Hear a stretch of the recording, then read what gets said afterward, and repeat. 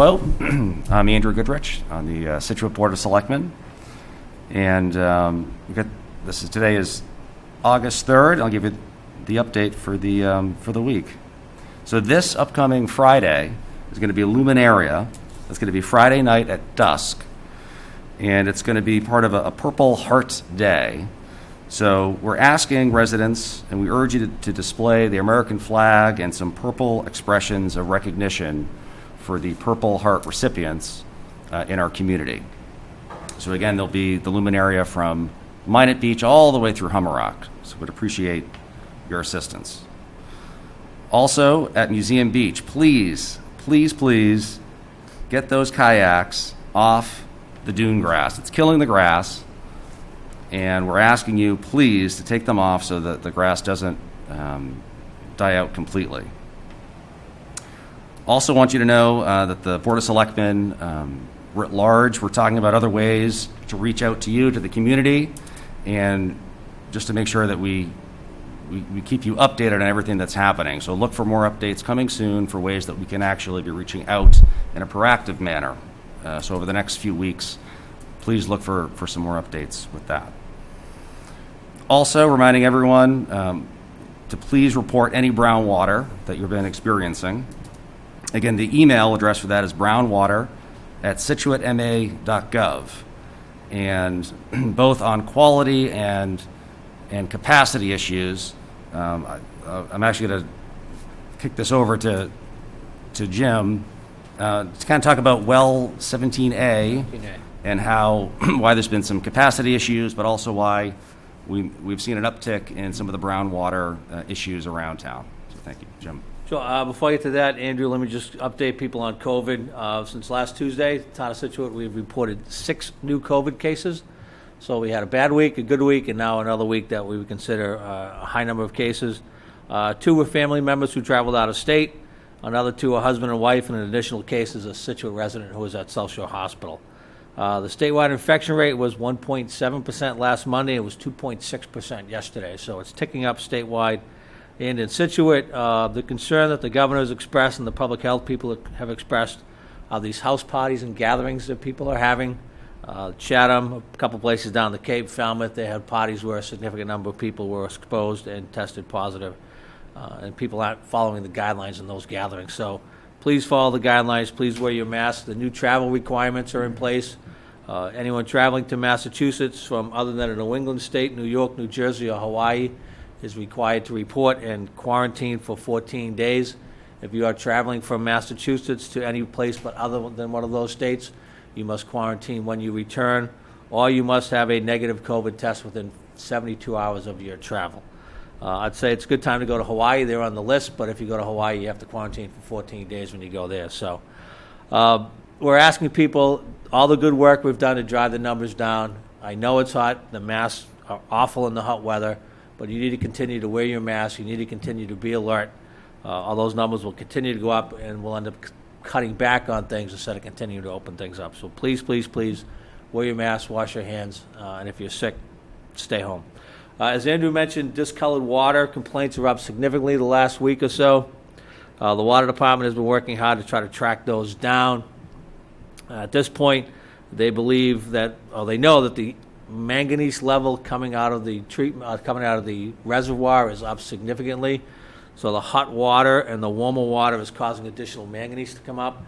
In addition, we are no longer releasing water from the lower pond into the First Herring Brook, which causes some stagnation in that pond, which is also driving up the manganese levels. Our plant does not treat for manganese, so this increased manganese will go out in the pipes, it will oxidize, and then that's what's causing this additional colored water. It is not the brown, black, gunky water we've seen in the past, but it is a discolored tea water. We're working on a couple things to mitigate that. The first, people just have to stop watering. All the watering we're doing, all the water we're using puts a strain on the plant. It works more. We send out more water. That causes its own issues. We're looking at some chemical treatment that we can do to take out that manganese. And we're also looking at a plan that would take a pipe to the upper reservoir where the water quality is better and pipe the water directly down into the treatment plant.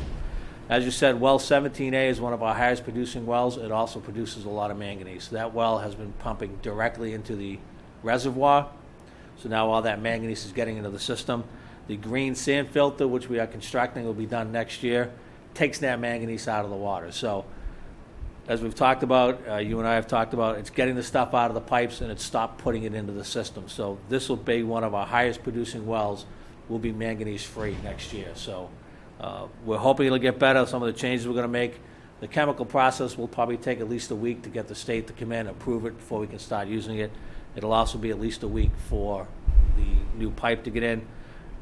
Please, our water usage last week was up 1 million gallons a day over the previous week. It was up to almost 2 million gallons a day.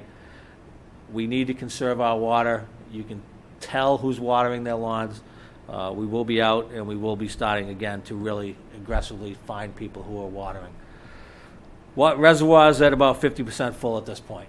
So I don't know if that answers your question, Andrew, but moving on, we had hoped Tropical Storm Isaiah, which is coming up the coast, would bring us some water. We should see some impacts from that starting tomorrow.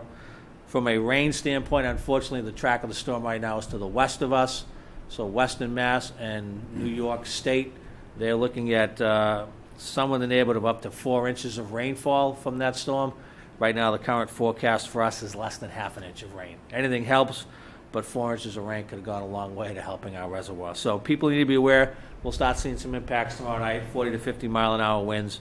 Bring in your loose stuff, your chairs, your umbrellas, and things like that, and we'll be putting out some more information on that tomorrow before it actually gets here. The library is scheduled to open this morning at 10 o'clock with a senior hour from 10 to 11, and after that it'll be open to general patrons. The hours will be limited. Capacity will be limited to 60 people, and that includes staff at one time.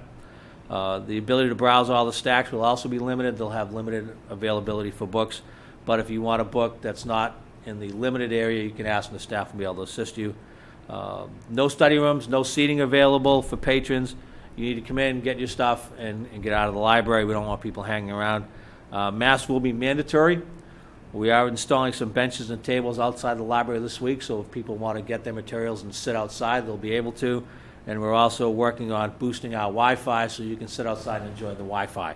But we don't want people staying in the library. We are asking that if people want materials, they still avail themselves of the book pickup. We're still going to do that. It's been very popular, the curbside pickup.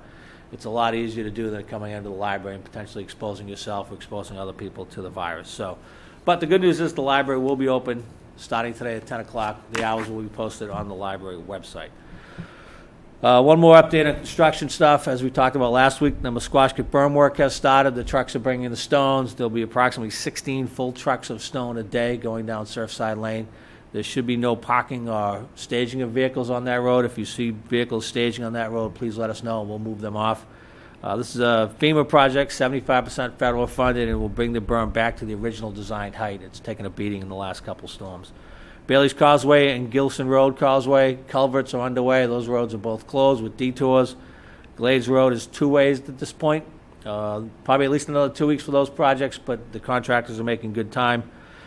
Isaiah could, with the tides, set them off a day or two, but it's a 3 to 4 week time period for both those projects.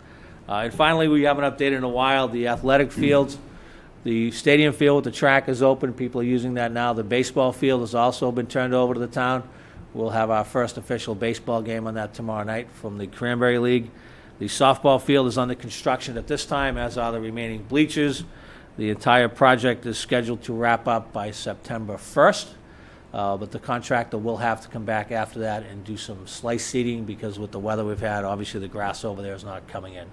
So that should be fully turned over us to September 1st and available if and when we're going to have any type of fall sports depending on COVID. So that's what I have at this point. That's great. Thank you. Especially with those COVID numbers, we're going to make sure we see some mass tan lines. I think will be very fashionable. We definitely need that. We'll now send it over to the school committee, and for the school report, Mike Long.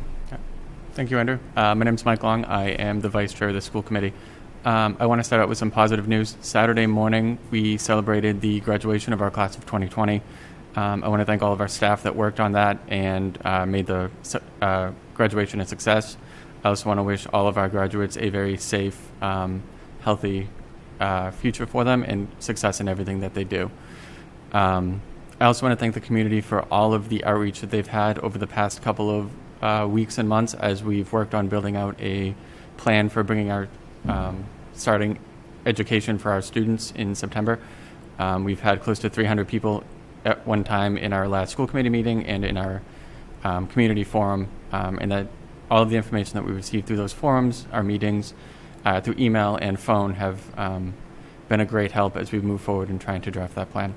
So I do want to thank the community for all of the outreach and every idea and email and phone call that we've gotten, because that is a huge help for us as we move forward. At this time, I want to turn it over to Superintendent Burkhead, who will give the rest of the update on the schools. Thank you, Mr. Long. I, too, just want to congratulate our senior graduates. This past Saturday, our seniors graduated on a beautiful summer morning.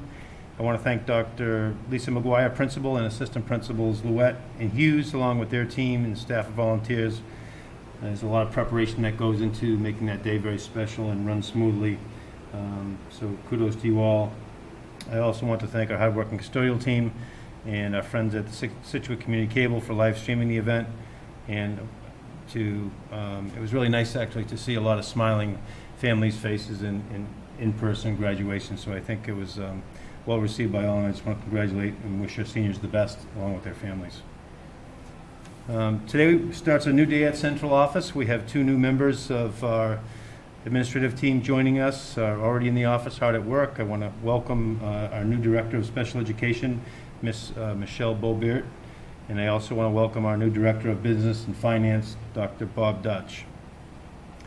Next, I want to get into our overview of our reopening plans. And on July 9th, the Commissioner of Education, Jeff Riley, announced that the districts would be required to submit one reopening plan that would address the health and safety requirements outlined by the state. Preliminary plan was due last Friday, July 31st, for review by the state, and final plans are due by August 10th. On July 27th, last Monday, I presented our preliminary draft to the school committee. At that meeting, I received questions and solid feedback from the committee and encouraged our school community to offer their feedback. Like Assistant Vice Chair Long has indicated, we received a lot of feedback and have throughout the process, and really appreciate that. It helps us as we modify this draft plan from the 27th into our new and final plan on the 10th. So our focus in developing the final plan is what's best for Scituate, and we have been transparent and inclusive in the process. All questions asked at the school committee, and there were over 100 on the chat via Zoom, were collected, and all the emails to our email hotline have been collected and will be used in our task force meeting, which will be happening this evening, and also be used in our steering committee work as we develop our final plan. So thank you for all those that committed to that. Last week, we also held principal forums with our staff, and we sent out a family survey. We'll be using that information as well as to direct our planning. Our Safe and Strong Task Force will be meeting tonight, and our Safe and Strong Steering Committee has been meeting daily and will continue to meet throughout the week, using the guidance from the task force and information gathered to make our finalized next plan. As far as the timeline goes, this Thursday, August 6th, 6 p.m., we have a school committee meeting with the main agenda item being the presentation of our next draft. Again, we will receive school committee feedback and direction, as well as feedback from our school community. Final revisions will be made in preparation for another presentation of our final plan on Monday, August 10th at 6 p.m. at our next school committee meeting. The plan is due to the Department of Elementary and Secondary Education following that meeting on August 10th. Copies of each presentation and plan will be posted on our website the morning after the presentation. And we look forward to having a larger community forum in August and welcome your feedback. Part of our communication plan and transparency has been these weekly cable updates. I want to thank the town, Board of Selectmen, town administrator, and our local community access cable for allowing us this opportunity.